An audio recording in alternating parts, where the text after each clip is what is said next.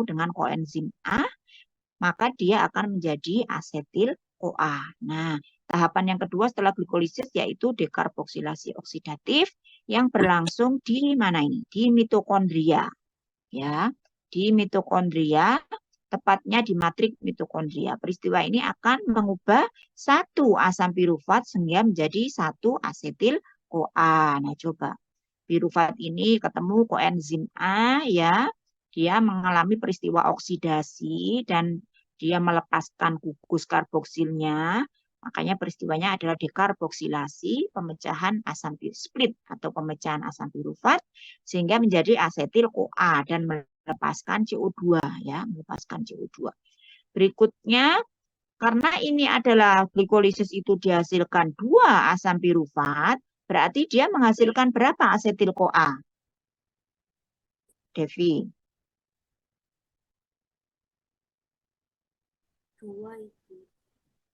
2 ya. Berarti menghasilkan 2 asetil-CoA ya. Nah, next.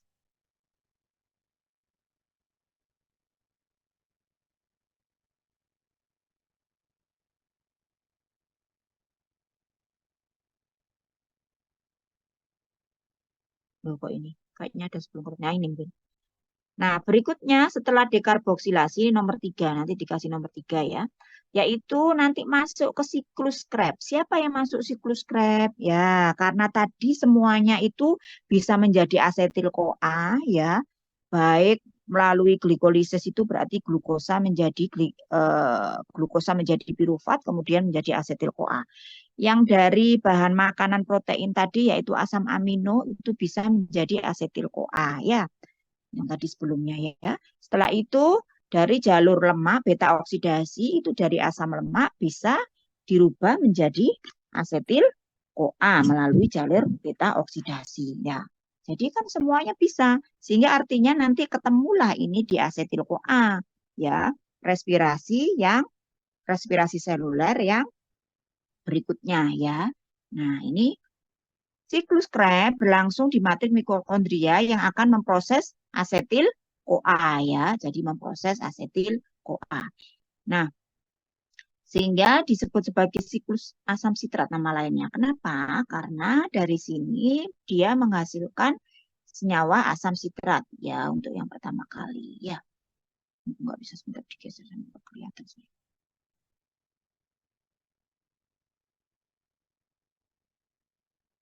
Siklus Krebs ini akan menghasilkan senyawa yaitu eh, ini ya, senyawa hasil apa namanya? Hasil dari peristiwa seluler di siklus Krebs nanti menghasilkan 3 NADH, 1 FADH2 dan juga 1 ATP di dalam setiap asam pirufat ya. Nah, di setiap apa namanya? Asetil-CoA maksudnya ini ya. Nah, coba saya tanya dulu, ini NADH kepanjangannya apa? Ada yang ingat? Masa nggak ingat? Saya tak komen. Aprilia. Tanya ini. NADH itu apa?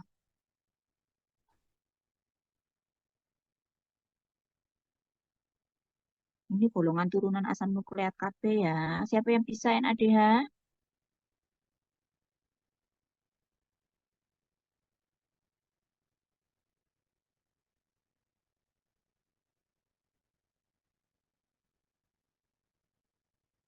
Yo NAD-nya saja, sebenarnya nggak pakai H. Coba Fadol apa? Nikotinamid, adenin, di nukleotida ya. FAD. Nah, hanya itu kan mencerminkan ada hidrogen ya. FAD, loh, kamu lah sering tuh FAD gitu-gitu. Flavin, tinggal melanjutkan. Adenina Ya, dinukleotida. adenina atau adenin boleh ya. Adenin di nukleotida ya kan gitu. Nah,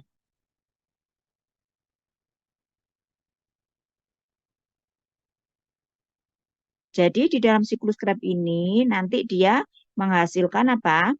3 NADH, 1 FADH, 2, dan juga 1 ATP gitu ya.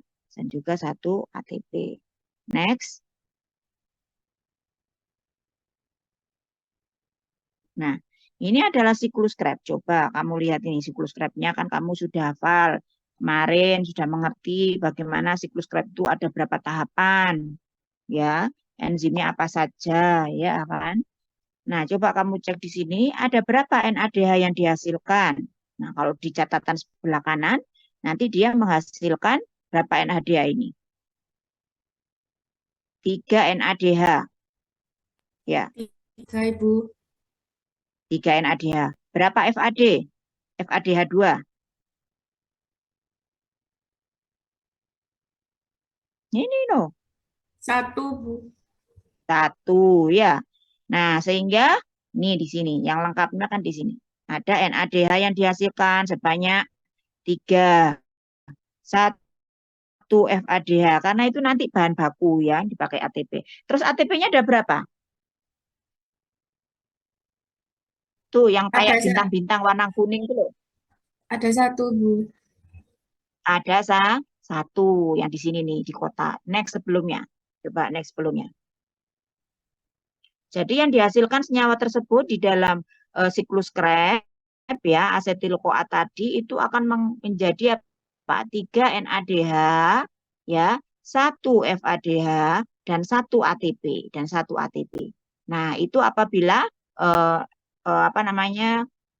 Asetil-CoA-nya sebanyak 1 ya. Coba slide sebelumnya. Slide sebelumnya kok. Sebelumnya lagi. Nah, ini. Ini kan 1 pirufat akan dirubah setelahnya. Nah, ini 1 pirufat akan dirubah menjadi 1 asetil CoA ya. Nah, tapi karena di dalam glikolisis itu menghasilkan 2 pirufat, terus asetil CoA-nya 2, berarti nanti di dalam siklus Krebs, next, berikutnya, di dalam siklus Krebs itu juga nanti terjadinya adalah 2. Jadi nanti NADH-nya 6, FADH-nya 2, ATP-nya 2. Kalau 2 kali asetil CoA kan gitu. Next, berikutnya. Nah, sehingga kamu tahu bahwa siklus Krebs itu nanti menghasilkan NADH sebanyak 3, ATP 1, FADH-nya 1 ya, FADH-nya 1 apabila dia 1 kali apa namanya penggunaan asetil CoA-nya 1 ya, kan tapi kan koefisiennya 2 tadi. Oke. Kalau di dalam hasil glikolisis ya. Nah, berikutnya ternyata ada yang sudah menjadi ATP, yang sudah jadi ATP diapakan Bu? Ya sudah. Tapi kelanjutan daripada respirasi seluler itu adalah harapannya memperoleh energi yang sangat-sangat tinggi. Jadi masih kurang kalau hanya menghasilkan ATP ini saja. Oleh karena itu yang cikal bakal jadi ATP itu beberapa senyawa, yaitu FADH, NADH nanti melanjutkan perjalanannya di dalam respirasi seluler. Ya, next. Next ya. Nah, berikutnya adalah yang keempat ini ya, nanti kasih nomor ya, sistem transport elektron atau elektron transport system, ETS. Ini adalah tahapan terakhir daripada respirasi aerob. Ya, merupakan sistem transport elektron di mana terjadi apa? Perubahan NADH dan juga FADH 2 ya, itu nanti harus dirubah menjadi ATP agar bisa digunakan ya, sehingga eman kan banyak itu nanti ya, sehingga harus masuk di sistem transport elektron. Kalau ATP-nya yang sudah ada ya sudah, tapi yang belum itu adalah bahan baku untuk sistem transport elektron. Nah, di dalam sistem transport elektron nanti itu terjadinya di mitokondria juga ya, sama seperti siklus Krebs ya. Tepatnya di sekitar membran di dalam mitokondria atau kita kenal dengan nama krista. Nanti 1 molekul NADH itu biasa menghasilkan dikonversi jadi 3 ATP.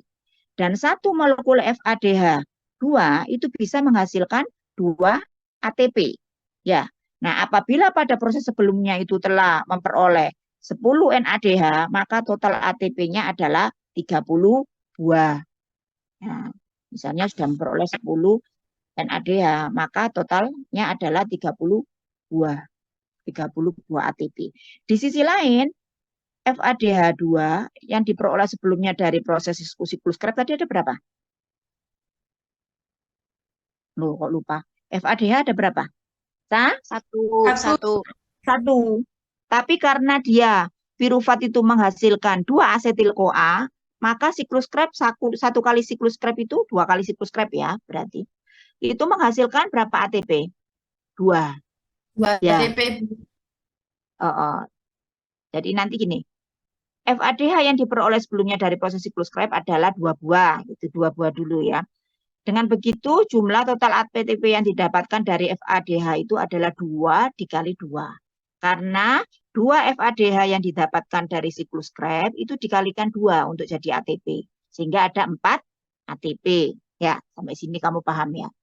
Berikutnya, sehingga dari semua tahapan respirasi aerob tersebut akan menghasilkan 38 ATP. Namun tahap glikolisis itu dia itu membutuhkan 2 energi atau 2 ATP. Sehingga nanti total ATP-nya adalah 36 ya. Nah, next. Nanti ada perhitungannya. Nah, ini coba. Sini ya. Kamu cek nanti sambil belajar sendiri, tapi udah kayak gini. Jadi, di dalam peristiwa glikolisis, berapa ATP yang dihasilkan? 36. Loh, kok glikolisis dhisik? Coba, next. Apa sebelumnya? Slide sebelumnya. Nah, sih. Glikolisis itu nanti, namun tahapan glikolisis akan membutuhkan 2 energi untuk apa? Untuk perpindahan sitoplasma ke transport elektron. Nah, sehingga glikolisisnya nanti berkurang energinya. Coba, next. Nah, kamu cek ini. Coba, Fadol. Glikolisis menghasilkan berapa ATP?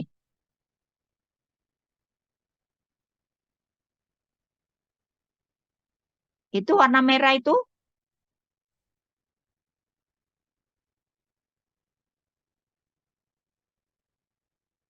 Loh, 2, nggak nyaut. Asetil-CoA menghasilkan berapa ATP? Pirufat menjadi asetil-CoA tadi bukan ATP, tapi dia menghasilkan NADH. Jadi ini adalah gambaran transport elektron. Totalnya nanti ada 36 ya. Nah, coba kita kembali lagi ke sini ke apa namanya? Langkah yang kedua tadi. Pirufat menjadi asetil-CoA.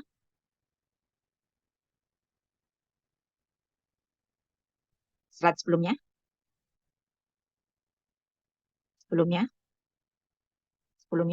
Nah, apa dekarboksilasi ini? Coba dulu. Bukan. Sebelumnya dulu. Nah, di sini adalah dekarboksilasi. Loh, belum, bukan yang ini. Nah, ini. Jadi di dalam dekarboksilasi dia menghasilkan berapa NADH? Itu ada yang dilepas NADH-nya. 1, Bu. 1. Ada 1 ya. Apabila itu kan satu pirufat. Kalau 2 pirufat berarti berapa NADH? 2, Bu. 2. Nah, wis. Next. Slide berikutnya. Nah, ini ya. Jadi ada 2 NADH. Tadi masih ingat? Kalau dia NADH, maka dia dikalikan berapa? Dikalikan 2. Dikalikan 2 ya. Nah, sehingga nanti dia akan menjadi, loh NADH kok dikalikan 2? NADH dikalikan berapa? Sebelumnya. Next. Sebelumnya.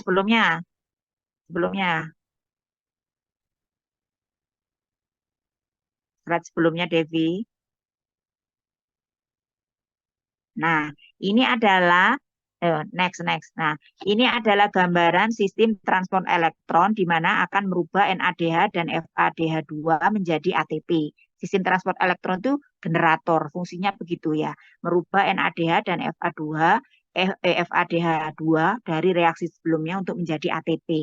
Nah, nanti dia akan mengkonversikan apabila dia itu adalah NADH, maka bisa satu NADH menghasilkan 3 ATP. Apabila dia FADH2, maka dia menghasilkan 2 ATP, kan gitu ya. 2 ATP. Jadi konversinya NADH itu adalah 3. Coba next. Next. Sehingga tadi di dalam dekarboksilasi pirufat menjadi asetil-CoA tahapan kedua respirasi seluler menghasilkan 2 NADH. Berarti ATP-nya berapa, Fadol?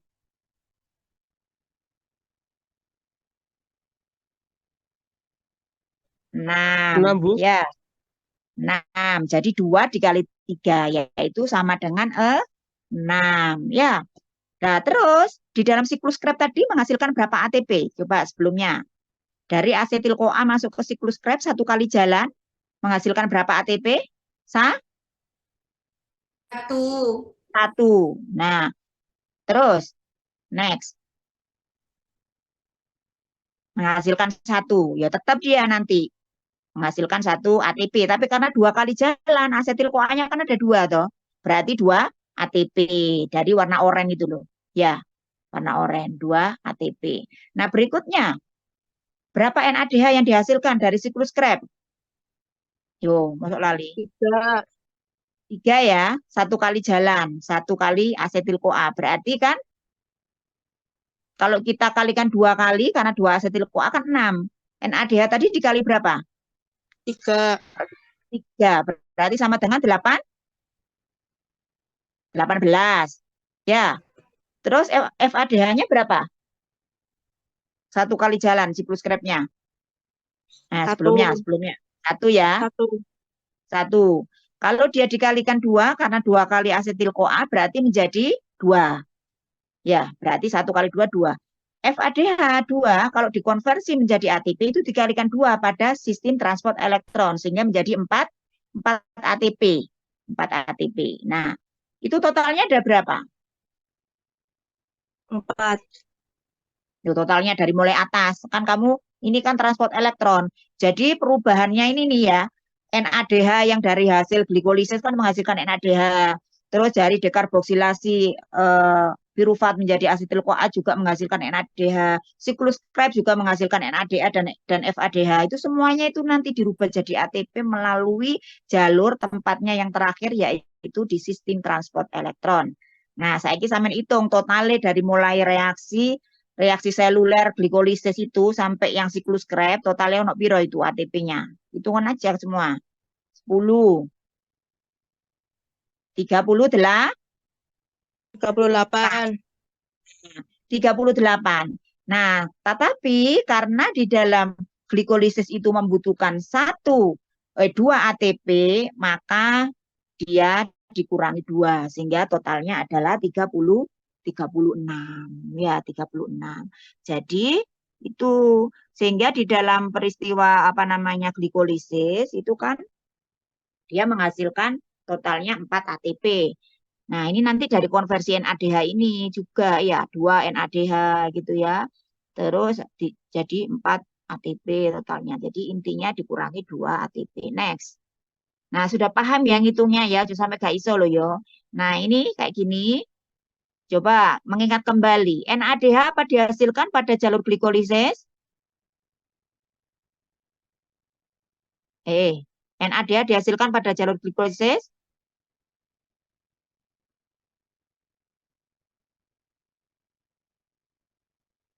Dihasilkan tidak? Coba Ananda. Ananda Anggun. Iya, Bu. Dihasilkan ya. Terus konversinya seperti tadi. ATP apa dihasilkan dari jalur glikolisis? Dihasilkan. Ya kan?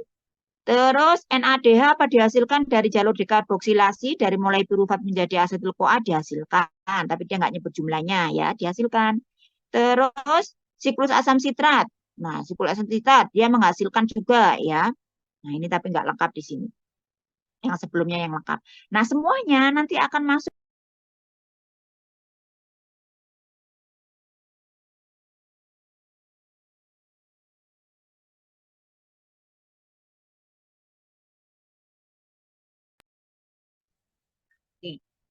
nanti akan berubah menjadi ATP yang totalnya tadi sekitar 36 ATP dan mengeluarkan H2O serta CO2 nanti ya, peristiwa respirasi. Next. Nah, ini adalah gambaran transport elektron ya, di sistem transport elektron itu kejadiannya siapa sih sebenarnya yang dijadikan bahan baku untuk sistem transport elektron. Nah, bahan bakunya itu adalah NADH dan FADH2 ya, ingat ya. Kalau ATP ya sudah jadi ATP ya nggak dirubah lagi, cuma kita hitung karena kan kita ngitung total ATP-nya. Jadi NADH dan FADH 2 kali itu nanti mengalami peristiwa terkait dengan perpindahan elektron ya. Nah, sehingga nanti ada peristiwa-peristiwa oksidasi, reduksi, maka di sini nanti akan menghasilkan pool terakhirnya yaitu menghasilkan ATP yang tinggi. Nah, ini sehingga ini adalah peristiwa yang secara umum terjadi di matriks mitokondria. Makanya secara umum kalau orang kita belajar teori tentang respirasi seluler, maka tempatnya adalah di mitokondria dengan 4 tahapan peristiwa tadi, yaitu selulernya melalui 4 tahapan, dimulai dari glikolisis ya sampai dengan yang terakhir adalah sistem transport elektron ya. Next. Oh, sudah habis. Oke, silakan belajar ya. Jangan lupa nanti dicek ulang kamu belajar tadi terkait perhitungan ATP. Dari sini kuliah ini kita tahu bahwa ternyata jalur metabolisme itu untuk menghasilkan ATP berujung awalnya adalah dari asetil CoA ya. Nah, untuk yang glikolisis adalah mengikuti jalurnya glukosa ya, jalurnya glukosa.